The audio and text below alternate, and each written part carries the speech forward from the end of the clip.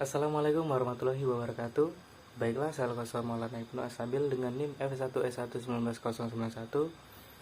Kali ini saya akan melakukan tes uji korelasi pada mata kuliah statistika terapan. Baiklah, yang mana saya akan melakukan uji korelasi untuk melihat hubungan antara tingkat pengangguran terhadap kemiskinan pada suatu negara. Yang pertama-tama, untuk datanya sendiri saya mendapatkan data dari ini teman-teman, namanya ada World Population Review. Sini bisa kalian ketik saja, kemudian di bagian sini teman-teman, di paling atas ini kalian klik saja, maka akan muncul ini teman-teman. Di sini kalian bisa mencari data apa saja yang kalian mau teman-teman. Di sini saya akan mencari tingkat pengangguran tadi teman-teman ya, atau unemployment, tingkat pengangguran dari suatu negara. Di sini muncul ada 3 datanya teman-teman. Sini saya memilih pengangguran dari suatu negara. Maka di sini akan kelihatan semua teman-teman untuk datanya. Kalian datanya bebas mau dapat dari mana teman-teman, bisa dari Kaggle atau dari sebagainya. Saya menggunakan World Population Review. Di sini dijelaskan semuanya. Bahkan di sini juga ada untuk top 10 atau 10 negara dari tingkat pengangguran tertinggi teman-teman. Bisa kita lihat di sini. Kemudian kita terus ke bawah. Di sini ada seperti grafik-grafiknya teman-teman. Kemudian di sini di bawahnya itu ada tabel mengenai data-data negara yang memiliki pengangguran tertinggi teman-teman. Di sini ada South America dan lain sebagainya. Maka nanti data inilah yang akan kita download dan kita lakukan uji korelasi teman-teman. Di sini bisa kalian langsung download di sini. Nah, ini untuk variabel yang pertama teman-teman, yaitu unemployment. Yang kedua itu saya mengambil tadi kemiskinan teman-teman, atau poverty. Jadi saya ingin melakukan uji korelasi untuk mengetahui tingkat pengangguran itu apakah mempengaruhi kemiskinan dari suatu negara tersebut. Di sini kita bisa lihat paling atas ini. Di sini sama tadi teman-teman. Di sini juga muncul data-datanya, ada top 10-nya, kemudian ada grafik-grafiknya. Di sini data-data terkait negara yang memiliki kemiskinan tertinggi teman-teman. Jadi di sini kita sudah mendapatkan 2 data, yaitu yang pertama yaitu unemployment atau pengangguran. Yang kedua itu ada tadi poverty. Nah, di sini kan banyak datanya teman-teman. Di sini banyak sekali untuk unemployment-nya teman-teman. Maka dari itu, langkah pertama yang saya lakukan yaitu membersihkan data-data ini teman-teman. Membersihkan dalam kata lain, jadi nanti akan saya urutkan semua berdasar negara teman-teman. Jadi ini nanti kita urutkan, pertama-tama kita urutkan sesuai abjadnya teman-teman. Kita urutkan abjadnya. Kemudian di sini kita urutkan berdasarkan abjad, terus kita rapikan lagi di Excel teman-teman. Di sini sudah saya rapikan datanya. Di sini sudah rapi ya teman-teman. Di sini ada negaranya berdasarkan abjad, kemudian ada employment index, kemudian ada poverty index-nya teman-teman. Jadi di sini datanya sudah bersih teman-teman. Jadi saya sesuaikan dari negaranya. Jadi dari negara itu sudah saya sesuaikan berdasarkan datanya teman-teman. Nah, sehingga dari data yang banyak tadi di sini sudah ada 153 data teman-teman, atau negara. Di sini 154 termasuk dari header teman-teman. Setelah kita melakukan mendapatkan datanya teman-teman, dari employment tadi sudah kita ambil indeksnya, kemudian dari poverty tadi sudah kita ambil indeksnya, kemudian kita simpan filenya itu sebagai format CSV teman-teman. Nanti untuk membaca data dari RStudio tadi teman-teman. Di sini mungkin langsung saja kita masuk ke RStudio teman-teman. Langsung kita masuk ke RStudio. Oke, di sini sudah saya buatkan tadi untuk codingannya teman-teman. Di sini langkah pertama yaitu kita melakukan import data teman-teman. Import data file CSV yang telah kita siapkan tadi.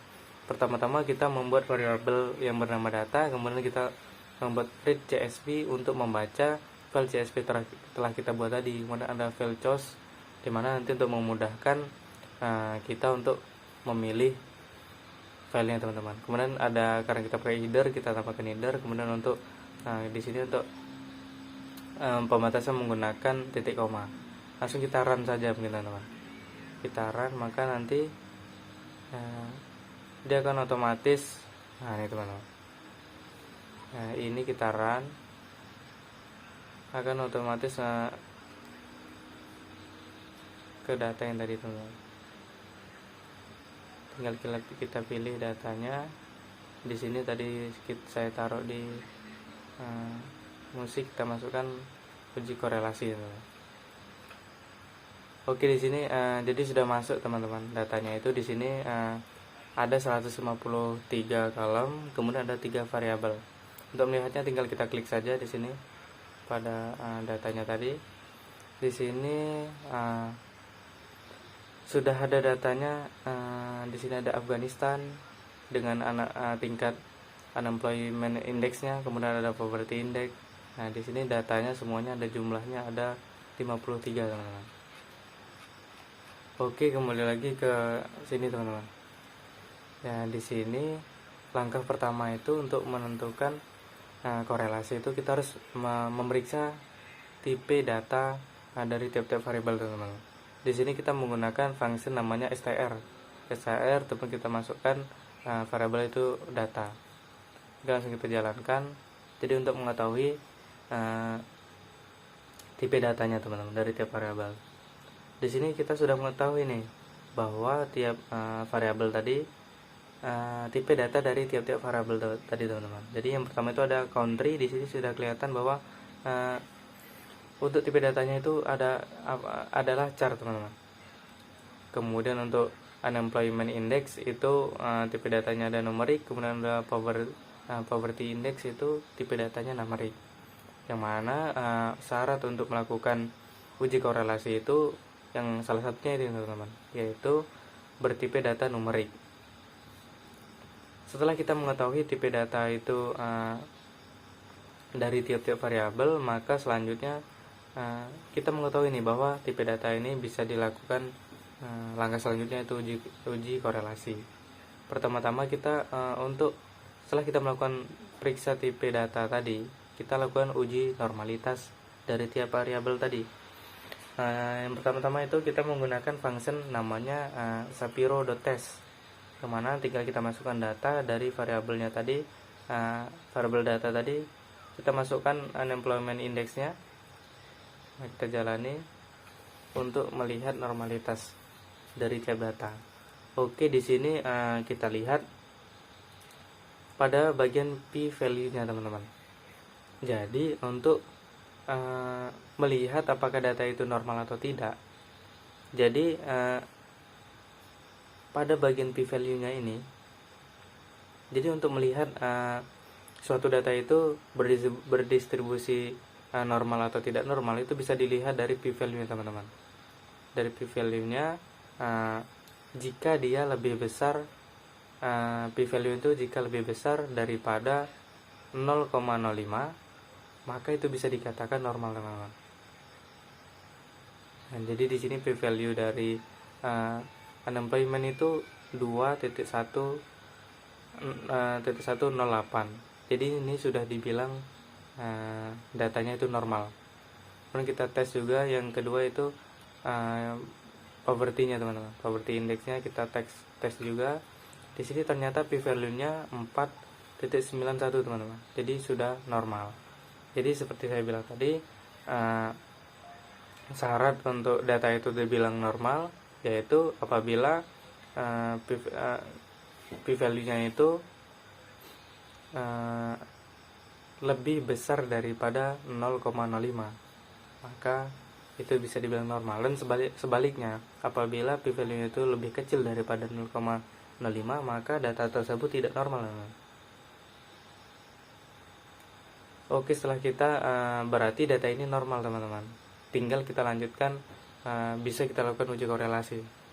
Untuk sebelumnya, untuk melakukan uji korelasi, ada baiknya kita cek dulu untuk kita nih melihat scatter plotnya teman. Scatter plot dari data unemployment dan data poverty teman-teman. Di sini menggunakan function plot, kemudian kita masukkan variable data unemployment index, kemudian dan data poverty indexnya teman-teman.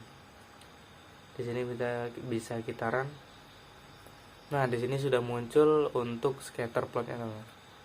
Di sini untuk scatter plotnya sudah muncul scatter plot dari data unemployment index dan poverty indexnya teman-teman. Oke, selanjutnya kita langsung saja masuk ke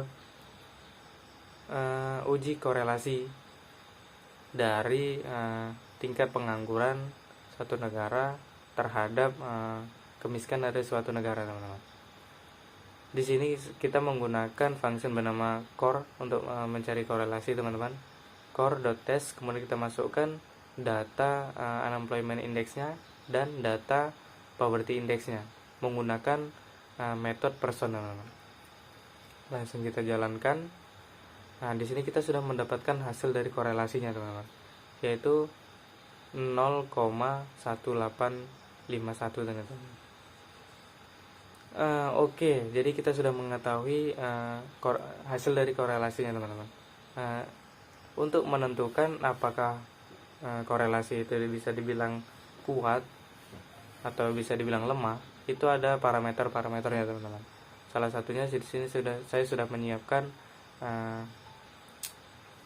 parameternya untuk mempermudah teman-teman. Jadi di sini kita mendapatkan hasilnya itu 0,1851 teman-teman.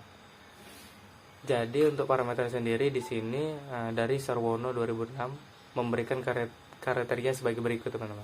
Jadi untuk memudahkan melakukan interpretasi mengenai kekuatan hubungan antara dua variabel. Jadi apabila hasilnya itu 0, maka tidak ada korelasi antara dua variabel tersebut teman-teman. Kemudian apabila lebih besar dari 0 sampai 0,25, bisa dibilang korelasi itu sangat lemah. Jadi kita masuk ke yang ini teman-teman. Jadi korelasi antara tingkat pengangguran terhadap kemiskinan di suatu negara itu korelasi ini sangat lemah teman-teman. Kemudian di sini juga ada apabila lebih besar dari 0,25 sampai 0,5 itu korelasinya cukup. Kemudian ada apabila lebih besar dari 0,5 sampai 0,75 korelasinya kuat. Lebih besar dari 0,75 sampai 0,99 itu korelasinya sangat kuat. Kemudian apabila 1, maka korelasinya itu sempurna teman-teman. Jadi kita masuk pada korelasi yang sangat lemah teman-teman.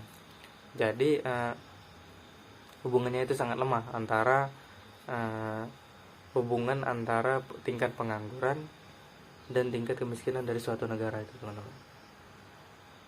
Oke, mungkin itu saja yang dapat saya jelaskan mengenai uji korelasi terhadap tingkat pengangguran dari suatu negara terhadap kemiskinan. Uji korelasi antara tingkat pengangguran terhadap kemiskinan dari suatu negara itu teman-teman. Dapat kita simpulkan bahwa korelasinya itu 0, yang menghasilkan 0,1851 teman-teman. Oke, mungkin demikianlah yang dapat saya sampaikan terkait uji korelasi ini teman-teman. Saya mohon maaf apabila ada kesalahan dalam pengucapan. Saya ucapkan wassalamualaikum warahmatullahi wabarakatuh.